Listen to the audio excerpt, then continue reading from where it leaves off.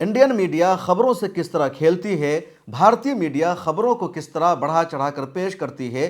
खबर एक होती है, कहानी एक जैसी होती है, उस कहानी की जो पूरी स्क्रिप्ट होती है वो एक जैसी होती है, लेकिन सिर्फ उस कहानी में, उस खबर में मुलजिम का नाम बदल जाता है। तो भारतीय मीडिया के खबरों को पेश करने का अंदाज़ बदल जाता है, तरीक़ा बदल जाता है। अगर उस खबर में मुलजिम मुसलमान होता है या नाम मुसलमानों जैसा होता है तो उस खबर को बहुत ज़्यादा बढ़ा चढ़ा कर पेश किया जाता है। उस खबर को दहशतगर्दी की घटनाओं से जोड़ा जाता है, उस खबर को बहुत बड़ा वाक़या बताया जाता है। लेकिन अगर ख़बर वही होती है, सिर्फ नाम मुसलमान जैसा नहीं होता, उर्दू नाम उस खबर में नहीं होता है, तो फिर उस खबर को मामूली घटना बताया जाता है, उसको शरारत से ताबीर किया जाता है और मीडिया में उस खबर को जगह दी ही नहीं जाती, और जहाँ कहीं जगह दी जाती है तो मामूली वाक़या बताया जाता है। एक ऐसा ही मामला सामने आया है, एक ऐसी ही खबर सामने आई है, और इस खबर का ताल्लुक़ अलीगढ़ मुस्लिम यूनिवर्सिटी से है। और ये खबर भी एक हफ़्ता पुरानी है, बात 8 जनवरी की है।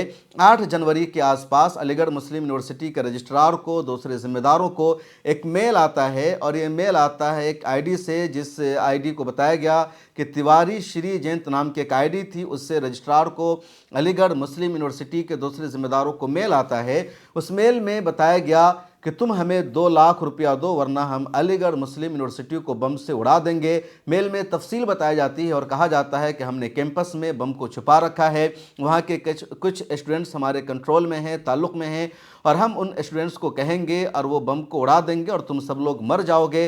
अगर तुम ज़िंदा रहना चाहते हो, बचना चाहते हो, ये चाहते हो कि बम धमाका न हो, तो तुम हमें 2 लाख रुपया दो। इसके अलावा ईटीवी भारत की एक रिपोर्ट सामने आई जिसमें कहा गया कि अलीगढ़ मुस्लिम यूनिवर्सिटी के ज़िम्मेदारों के नाम जो ईमेल आए थे, उन ईमेल्स में ये भी लिखा हुआ था कि अगर तुम हमें 2 लाख रुपया नहीं दोगे तो वहाँ के स्टूडेंट्स जो खाना खाते हैं, उनको कैंटीन से जो फूड मिलता है, उस खाने में, उस फूड में खिंजीर की चर्बी को मिला दिया जाएगा और वहाँ के स्टूडेंट्स खिंजीर की चर्बी खाने पर मजबूर हो जाएंगे। इसलिए तुम चाहते हो कि वहाँ के स्टूडेंट्स खिंजीर की चर्बी ना खाएं, वहाँ के स्टूडेंट्स ज़िंदा रहें, बम धमाका से वो ना उड़ सके, तो तुम हमें 2 लाख रुपया भेजो। अलीगढ़ मुस्लिम यूनिवर्सिटी के ज़िम्मेदारों ने वहाँ का जो पुलिस अमला है, जो पुलिस स्टेशन है, उसको इन्फॉर्म किया, इस बारे में ख़बर दी।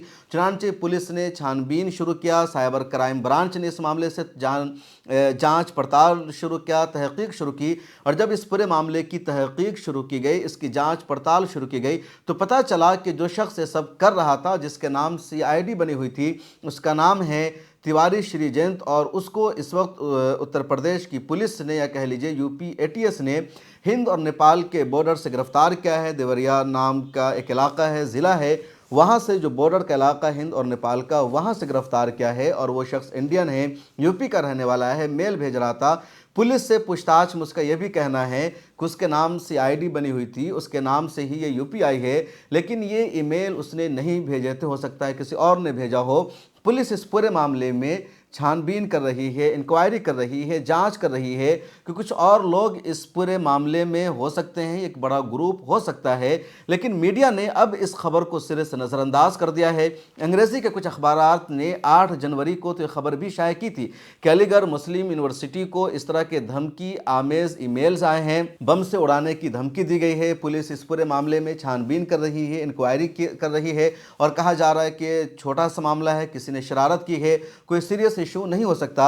लेकिन जब आज यूपी एटीएस ने गिरफ्तार कर लिया है तिवारी को, तब नेशनल मीडिया में या अंग्रेज़ी के अखबारात में इस खबर की कोई चर्चा नहीं है, कहीं तस्करा नहीं है, सन्नाटा है। कुछ लोगों ने अगर लिखा भी तो कहा किसी ने शरारत की थी। भला 2 लाख रुपया के लिए कैसे कोई बम से उड़ाने की धमकी देगा, और कोई इसको दहशतगर्दी का वाक़या नहीं बता रहा है, कोई इसको आतंकवाद से नहीं जोड़ रहा है।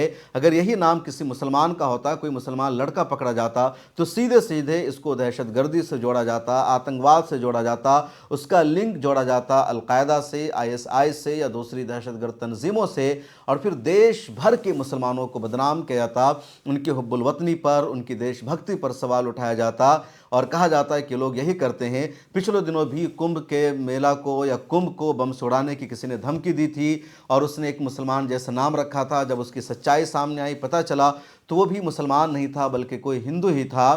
تو لگاتار اس طرح کی گھٹنائیں سامنے آ رہی ہے، اس طرح کے معاملے سامنے آ رہے ہیں۔ کوئی مسلمان بن کر دھمکی دیتا ہے، کوئی مسلمان اداروں کو بم سے اڑانے کی دھمکی دیتا ہے، اور اس کے پیچھے ایک جیسا کردار نظر آتا ہے۔ جس طرح 2007 کے بعد لگاتار دیش میں بم دھماکہ ہوا، اجمیر بم دھماکہ ہوا، یا مکہ مسجد بم دھماکہ ہوا، یا اسی طرح ممبئی میں کئی جگہوں پر بم دھماکہ ہوا، یا 26/11 کا جو معاملہ ہے جس میں پاکستان کا بھی ہاتھ بتایا گیا۔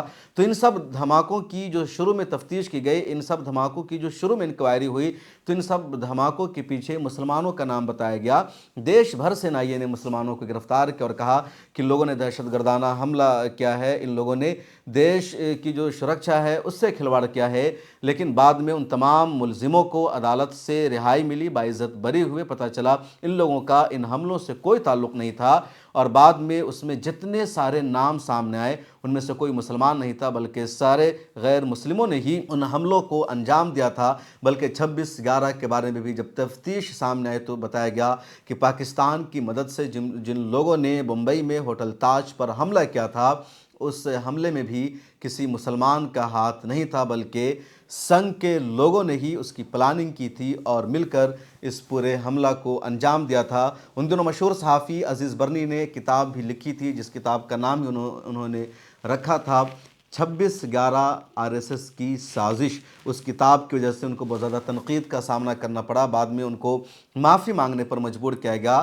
راشٹریہ سہارا کے گروپ ایڈیٹر ہوتے تھے، اتنا دباؤ پڑا سنگھ کا سہارا گروپ پر کہ ان کو اس عہدہ سے ہٹا دیا گیا، ان کے کریکٹر کو ایک طرح سے تباہ و برباد کیا گیا۔